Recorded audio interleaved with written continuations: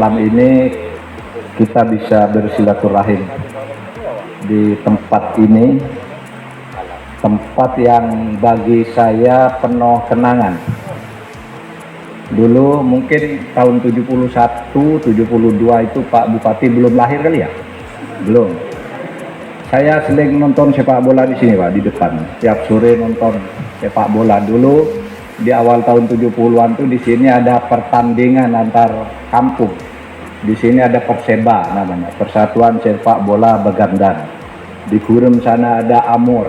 Terus di setiap itu ada klub-klub sepak bola sangat maju di tahun-tahun itu. Dan kita setiap tahun ada pertandingan gitu. Nah, kadangkala di stadion pertandingannya, kadangkala di sini juga di tahun 71. Jadi tempat ini bagi saya sangat berkesan.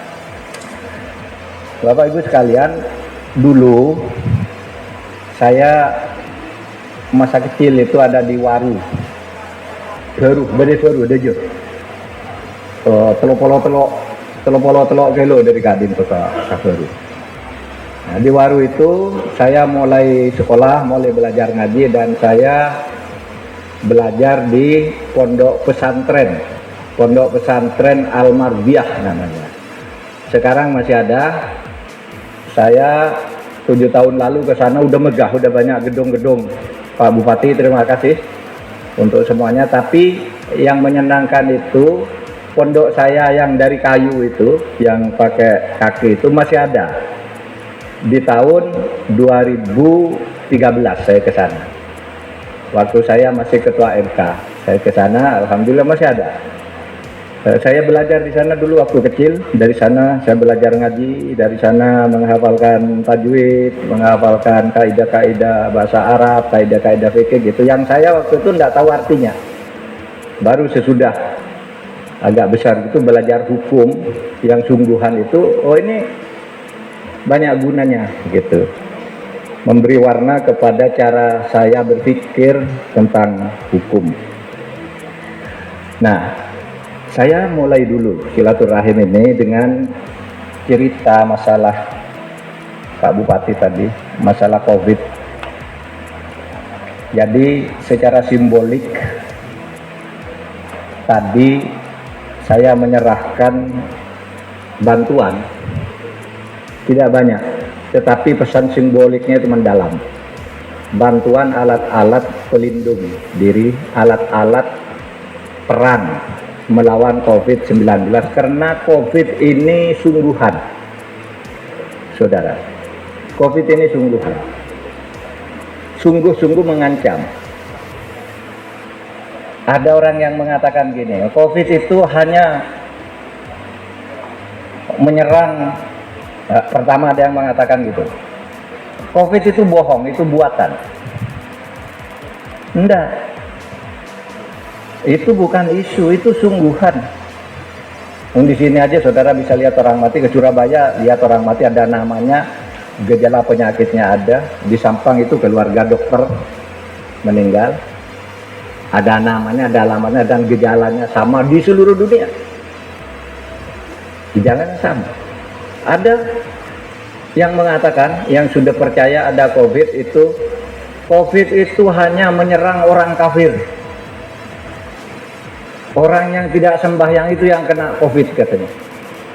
Loh, di Iran itu saudara, ribuan orang mati karena sholat di masjid yang karpetnya itu tidak diganti karena di situ banyak COVID. Di situ kan orang Iran kalau sholat itu ya, atau kalau berdoa itu kan saling berpelukan, lalu nangis lama, lalu megang-megang tembok gitu sambil nangis, ya Allah, terus kalau sujud lama sekali.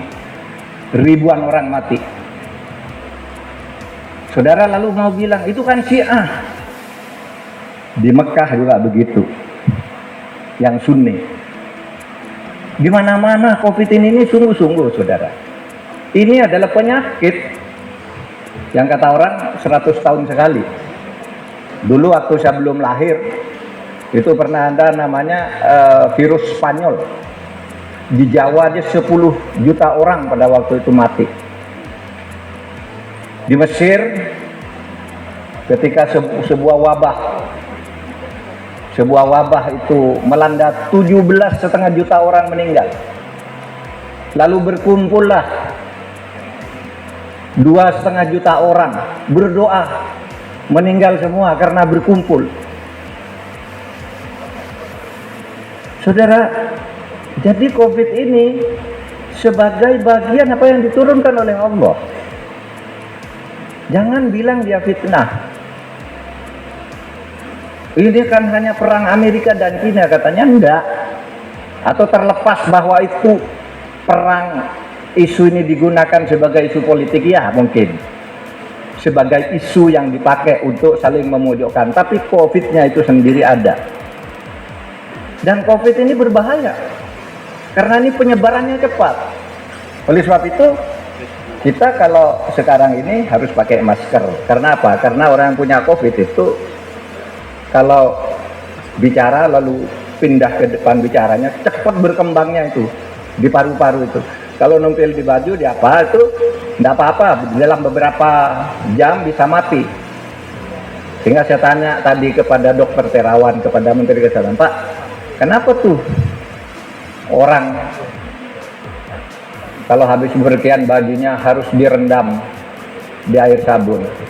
Sebenarnya enggak, katanya. Itu orang aja ngarang-ngarang. Kalau WHO enggak punya standar gitu. Karena COVID itu mati kalau di baju. Dia hanya di logam kayak gini, di kayu. Nah kalau Bapak pegang gini, lalu pegang hidung, di situ masuk. Tapi kalau di baju tuh nanti mati sendiri. Kalau di tempat panas, itu pakai ultraviolet gitu mati. Nah itulah sebabnya lalu diatur, Pak, diatur. Kalau kamu ingin sehat, selamat dari COVID,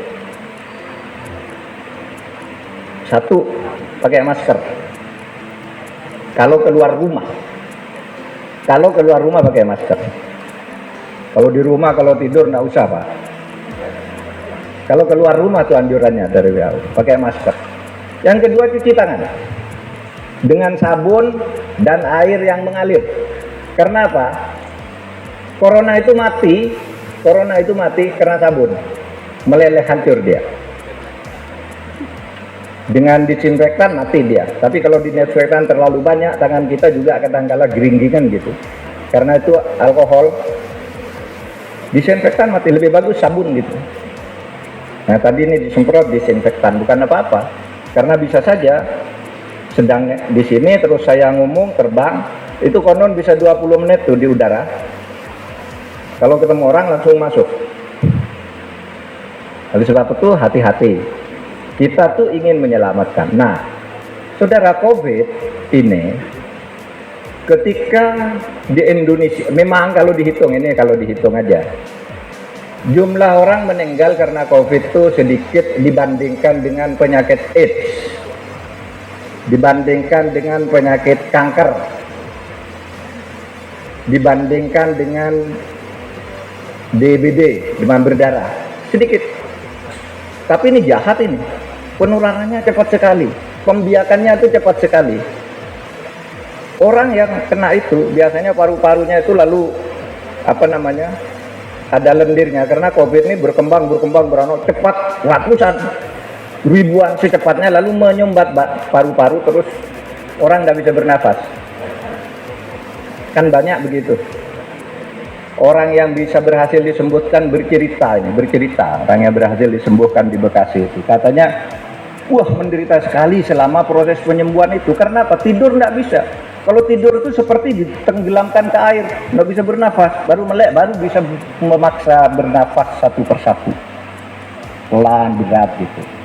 Nah, ketika COVID ini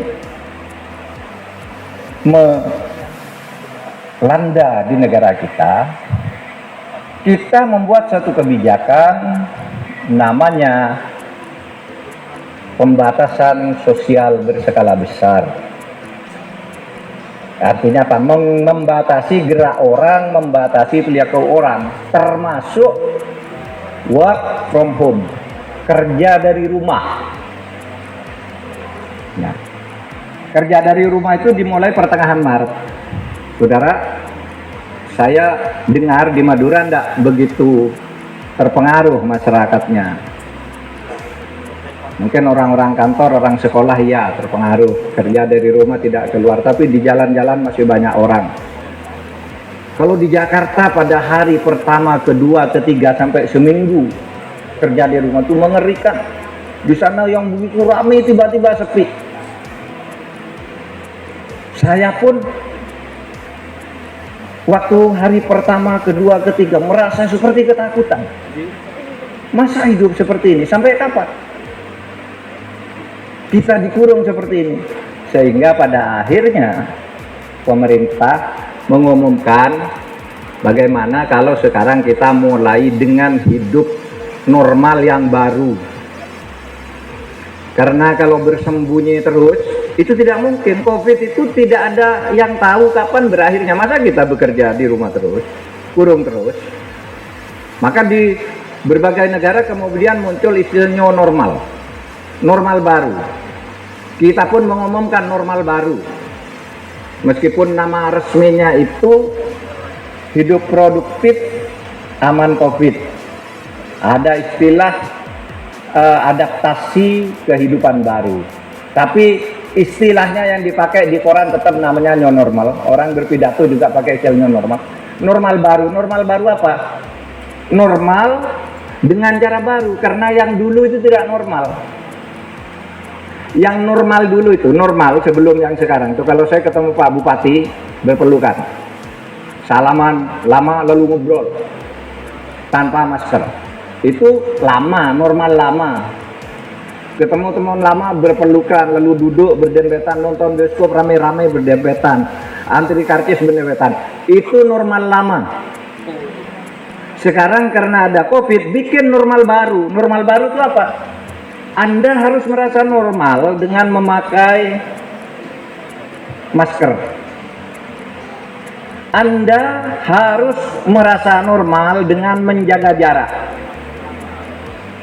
Ini yang normal. Kalau berdekatan itu tidak normal, itu normal lama. Yang normal baru itu menjaga jarak. Jangan berkerumun. Yang berdesak-desakan itu tidak normal. Normal baru itu kita beli karcis, antri di sana. Kalau sana belum selesai, jangan maju. Normal baru itu kalau Anda masuk ke pasar, atur. Yang beli, bahkan ada di tempat tertentu itu pakai uang, masukkan plastik, ambil. Karena ngambil, kasihkan barang, ambil sendiri, tidak bersentuhan. Agak tersiksa memang, tetapi itu cara kita mengatasi Covid sebelum ditemukannya vaksin. Saudara, ada bedanya vaksin dan obat. Kalau vaksin itu untuk virus, untuk mencegah virus. Misalnya kalau Pak Bupati mau naik haji gitu, mau ke Mekah gitu, Pak Selamat mau ke Mekah gitu, itu kan harus suntik meningitis. Suntik meningitis itu apa? Vaksin namanya. Karena ada satu penyakit serangan virus meningitis itu membunuh, Pak. Itu orang sangat terkenal di Jogja itu, namanya Profesor Kunto Wijoyo. Dan suntik meningitis, penerbangan dari Mekah ke Nadat kena, hilang Pak memorinya, sampai meninggal dia tidak sadar. Tetapi kalau divaksin meningitis gitu aman. Vaksin itu mencegah masuknya virus. Nah sekarang vaksin itu masih dicari. Ya kita gembiralah ada yang mengatakan vaksin sudah akan ditemukan. Ya gembira, tapi masih akan ditemukan karena masih nunggu dulu uji klinis. Berapa orang nanti, berapa tahap, sekian orang dibuktikan benar sembuh, oke, coba dulu ke binatang. Kalau tahap berikutnya harus sekian orang yang berbeda suku, sekian orang yang berbeda bangsa, dihitung semua. Sehingga diperlukan paling cepat konon vaksin itu akan ditemukan kalau lancar itu di tahun 2021 pertengahan. Ada yang optimis 2021 awal bisa, tapi proses produksinya yang harus melayani 7 miliar orang di dunia ini, harus buat ratusan juta vaksin itu untuk orang-orang yang rentan, itu juga lama. Nah itulah sebabnya lalu kita kan tidak boleh dong, ya, tidak boleh kita berkurang. Masa kita mau di dalam kamar terus-terus, bagaimana? Itu sebabnya lalu muncul istilah normal baru itu, kita keluar tapi diatur caranya. Itu yang disebut new normal, ya. Hadirin sekalian, itu cerita tentang COVID, ya, itu cerita tentang COVID. Sehingga meskipun apa yang dibawa oleh pemerintah yang secara teknis penghimpunan dan pengirimannya diurus oleh Pak Agus Supriyadi, itu Pak Agus Suprakto, itu dokter. Deputi 3-nya Pak Muhajir Effendi, Menko PMK, itu yang ngurus semua. Lalu simboliknya tadi diserahkan ke Pak Bupati, itu simbolik aja untuk saya memberitahu bahwa COVID itu berbahaya, penularannya cepat. Oleh sebab itu ada protokol kesehatan. Sekarang sudah diterbitkan protokol kesehatan. Kalau perdagangan begini protokolnya, kalau orang berdagang begini, di pasar begini, kalau orang sekolah begini, kalau orang antri karcis begini, kalau di pesawat begini, kalau di kapal begini, kalau naik mobil begini, itu ada protokolnya, Pak. Yang belum terkena sih bisa senyum-senyum, tapi begitu kena, Pak, begitu kena, enggak ada obatnya, itu tinggal kekebalan tubuh. Oleh sebab itu tanya aja ke dokter di sini, apakah orang sakit corona itu diobatin? Enggak, dikasih vitamin, Pak. Satu, dikasih vitamin biasa yang di toko banyak, karena obatnya belum ada. Tubuhnya kuat atau dia mati. Dan salah satu yang membuat tubuh kuat itu imunitasnya, karena vitamin, imunitasnya tumbuh sehingga melawan COVID. Konon COVID itu, ya, masuk gitu, itu sampai 7 hari itu menggerogoti kita. Tapi pada hari ke-8 itu imunitas kita, antibodi kita udah tumbuh melawan COVID itu. Seminggu berperang, COVID mati 14 hari, sembuh ya sembuh. Itu yang umum aturannya, gitu. Oleh sebab itu, satu, hati-hati jangan sampai terkena. Kalau terkena, jaga imunitas tubuh sampai COVID-nya itu hilang. Sampai COVID-nya hilang dari tubuh, jaga imunitas tubuh. Nah, salah satu cara menjaga imunitas tubuh itu juga tenang, jangan panik. Negara-negara yang korbannya sampai puluhan ribu bahkan ratusan ribu itu karena panik. Begitu sakit, dokternya panik, ininya panik, tidur di lorong-lorong ininya mati semua. Tapi kalau orang tenang, itu imunitas tubuhnya tinggi. Sebab itu satu, jangan pemarah. Jangan pemarah. Jangan mudah tersinggung, jangan sensi. Tenang aja, banyak tertawa. Kalau orang Madura banyak ngaji, itu menimbulkan ketenangan. Ala bidzikrillah tatmainnul qulub. Kalau kamu sering berzikir kepada Allah, sering ngaji, sering baca Al-Quran, selalu bertasbih, hati tenang. Nah, hati tenang, COVID hilang. Dalam ilmu kedokteran itu ada seorang bapak kedokteran Islam namanya Ibnu Sina. Dalam bahasa Arabnya Ibnu Sina, sekarang di Eropa atau di dunia ilmu kedokteran di seluruh dunia disebut sebagai Avicenna.